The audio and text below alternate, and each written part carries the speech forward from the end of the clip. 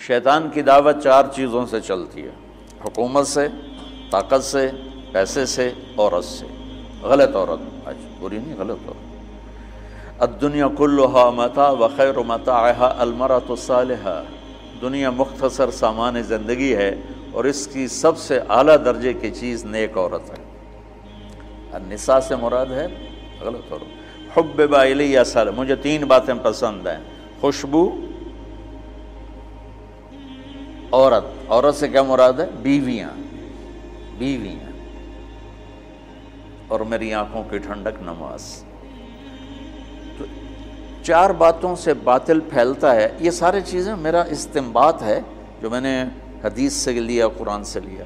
یہ حدیث مشہور ہے جس میں عتبہ بن ربیعہ اللہ کے نبی کے پاس آ کر کہتا ہے: ان کنت ترید تو بہ ملکا ملکناک علی رؤوسنا، محمد اگر تجھے بادشاہ چاہیے نا تو ہم دیتے ہیں، تو تبلیغ چھوڑ دے۔ دوسرا کہا: ان کنت ترید بہ الشرف، اگر تو اس سے طاقت چاہتا ہے، چودراہٹ چاہتا ہے، لا نقطع امرا دونک، تیرے بغیر کوئی فیصلہ نہیں کریں۔ ان کنت ترید بہ مالا، تجھے پیسے چاہیے، جمعنا لک اموالنا حتی تکون اغنى قریش مالا، پیسہ چاہیے تو لے لو، جتنا لینا لے لو، سب سے مالدار بن جاؤ۔ ان کانا انما بکلباء، عورتیں چاہیے، فاختر ای نساء قریش فلنزوجک 10، ہم تیرے سامنے قریش کی لڑکیاں کھڑی کر دیتے ہیں، جتنوں سے کہے گا تیری شادی کر دیں گے۔ اس وقت تعداد تو مقرر نہیں تھی۔ یہ 4 باتیں عتبہ نے پیش کی، تو اس سے میں نے یہ استدلال کیا اور یہ استنباط کیا کہ ان 4 باتوں سے پہلے دعوت چلے گی، پھر یہ 4 باتیں کام دیں گی۔ اگر دعوت نہیں ہے تو یہ 4 باتیں حرکت میں ہی نہیں آئیں گی۔ دعوت اصل سبب ہے، اس سبب کو اٹھانے والی 4 چیزیں ہیں۔ باطل کا سبب دعوت ہے، اس دعوت میں رنگ بھرنے والی حکومت، طاقت، پیسہ، عورت۔ اور ادھر جب آپ فارغ ہو گئے، جب وہ عتبہ اپنی بات سے فارغ ہو گئے تو آپ نے کہا: فرغت ابو الولید تو فارغ ہے، تیری بات پوری ہوگی؟ انہوں نے کہا ہاں۔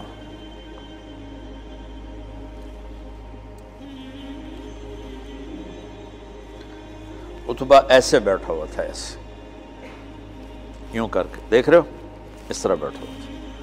تو آپ نے کہا: فرغت، تیری گل پوری ہوگی؟ کہ میں کہوں؟ کہو۔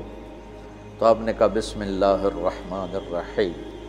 اب جب میرے نبی یہاں پہنچے کہ اگر نہیں مانتے تو عاد و سمود کی بجلیوں کے لیے تیار ہو جاؤ، ٹھیک؟ تو عتبہ، میں نے اس لیے پہلے بتایا، عتبہ یوں بیٹھا تھا، یعنی ایسے نا تکبر کے ساتھ اور لا غرض ہو کر ایسے بیٹھا، یوں سن رہا تھا۔ جب آپ نے کہا نا عاد و سمود کی بجلیوں کی کڑک کے لیے تیار ہو جاؤ، فَأَنذَرْتُكُمْ صَاعِقَةً مِثْلَ صَاعِقَةِ عَادٍ وَثَمُودَ، تو اس نے یہیں سے یوں جمپ لیا۔ اب میں تو نیچے گر جاؤں گا لہذا جمپ لے نہیں سکتا۔ اس نے یہیں سے یوں جمپ لیا اور اللہ کے نبی کے منہ پہ دونوں ہاتھ رکھ دیے۔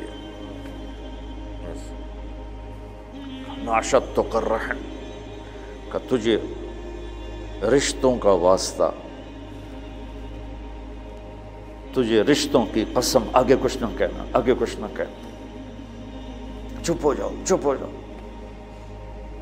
اور ایسے کانپتا ہوا واپس آیا۔